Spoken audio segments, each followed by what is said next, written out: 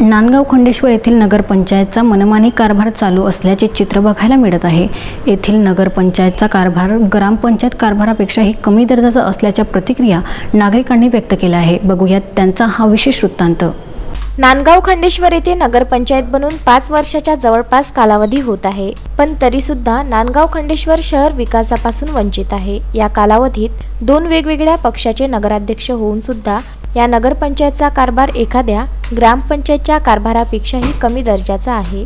स्थानिक लोकप्रतिनिधी व नगरपंचायत अधिकारी यांच्यात ताळमेळ नसल्या कारणाने जनतेची अनेक कामे खोळंबली आहे, जसे बांधकाम परवानगी, जागेची फेरफार, घरकुल अनुदान, धनादेश, तसेच शहरातील नाली साफसफाई, रपट्याचे बांधकाम इत्यादी अनेक विकासात्मक कामे प्रलंबित आहे। या कारणाने शहरातील नागरिकांना अनेक समस्यांना सामोरे जावे लागत आहे।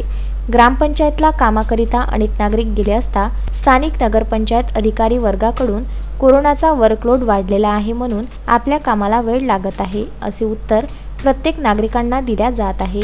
जर प्रत्येक नागरिकांना कोरोनाचा वर्कलोड सांगून कामे केल्या जात नसेल तर नगरपंचायतमध्ये नेमकी कोणती कामे होतात, असा प्रश्न शहरातील नागरिकांना पडला आहे। स्थानिक रहिवासी महेश चौकडे यांनी आपल्या गृह बांधकामाच्या परवानगीकरिता अर्ज सर्व कागदपत्राची पूर्तता करून नगरपंचायतला सादर केला होता, पण 45 दिवस उलटून सुद्धा नगरपंचायतकडून अद्यापही कुठलीही कार्यवाही करण्यात आली नाही। नांदगाव खंडेश्वर नगरपंचायतच्या संदर्भात बोलायचं झाल्यास नगरपंचायतमध्ये गेल्यावर तिथं अधिकारी किंवा कर्मचारी वर्ग हा अतिशय त्याची उपस्थिती आहे अतिशय कमी राहते आणि त्याच्यानंतर तिथं गेल्यानंतर प्रत्येकाला कोणाशी कुठं भेटायचं आहे काही आहे कोणी गायडन्स करत नाही, कोणी मार्गदर्शन करत नाही।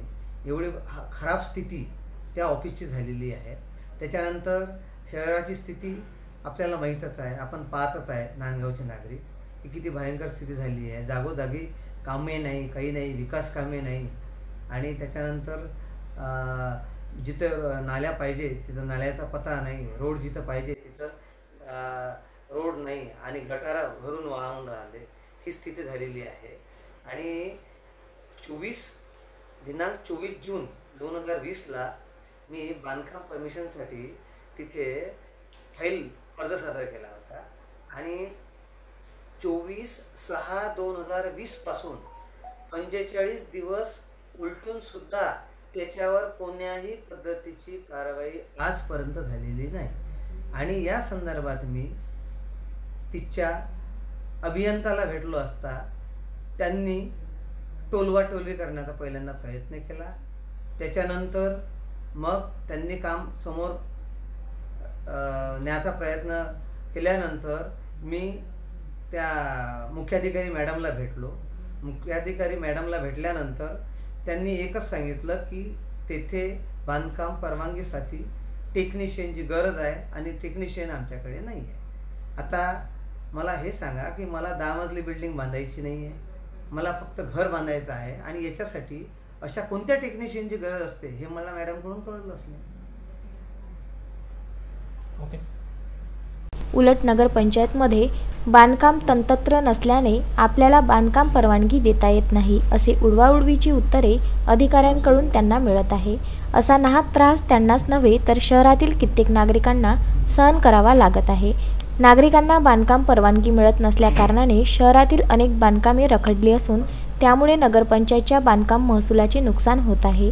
तसेच बांधकाम मजुरांना काम मिळेनासे झाले आहे व बांधकाम संबंधित असलेल्या व्यावसायिकांचे आर्थिक नुकसान होऊन पर्यायाने शासनाचा लाखोंचा महसूल डुबत आहे आणि याला सर्वस्वी जबाबदार नगरपंचायतचे सुस्त प्रशासन आहे।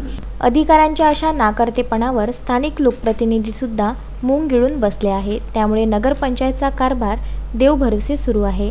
त्यामुळे नगरपंचायतपेक्षा अगोदरची ग्रामपंचायत बरी असे जनतेला वाटायला लागले आहे। तसेच अशा निगरगट्ट नगरपंचायत अधिकाऱ्यांना कोण जाग्यावर आणेल याची सुद्धा उत्सुकता जनतेमध्ये लागली आहे व नगरपंचायत गेल्या 5 वर्षापासून लॉकडाऊन आहे की काय असाच प्रश्न नागरिकांना पडला आहे। उत्तम ब्राह्मणवाडे, विदर्भ न्यूज, नांदगाव खंडेश्वर।